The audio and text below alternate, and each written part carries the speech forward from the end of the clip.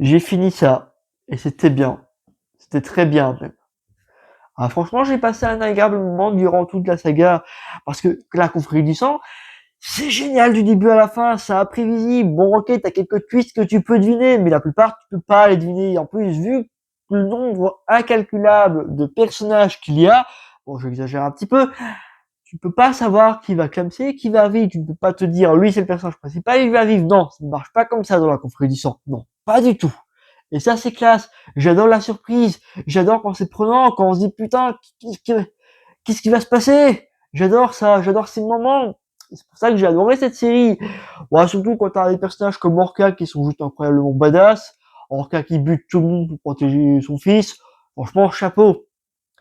Et j'ai pas été déçu du tout, parce que au début, bon, ok, elle va être un peu mise de côté, alors que c'est un personnage principal. Mais dans ce 3, elle est mise sur le devant de la scène, et ça, c'est franchement classe. Et parlons plus en détail de ce tome 3 maintenant, parce que il y en a des choses à dire. Et oui, alors, c'est pas parfait. Par moments, peut-être que ça traîne un peu en longueur, peut-être, mais c'est incroyable quand même. C'était épique. Toutes ces batailles entre ces divinités, entre ces deux camps de corrompus. Qu'est-ce que c'était bien, oui. Et la fin, oui, la fin est parfaite. Peut-être que certains seront déçus, peut-être, mais moi je l'ai trouvée parfaite.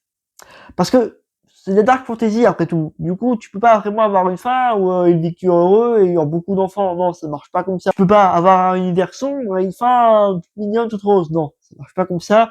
Tu dois forcément avoir une fin un petit peu amère, un petit peu ok, c'est fini, mais ouais, après, et l'après. Et l'après? C'est la grande question de cette fin. Et l'après? Et oui. Parce que la fin de ce voyage, en soi, c'est que le début d'un autre. La fin de ce voyage, elle te dit, voilà, l'aventure est finie, les dieux sont vaincus. Qu'est-ce qu'on fait maintenant? Qu'est-ce qu'on fait quand il n'y a plus de dieux, quand c'est fini pour de bon? Et c'est ça la fin. Et la réponse, elle est là dans ces quelques pages, forcément, tu t'en doutes. Et c'est très sympa. En soi, c'est la fin logique du développement des personnages, de leur aventure. C'est la suite logique des événements. Et ça, c'est beau.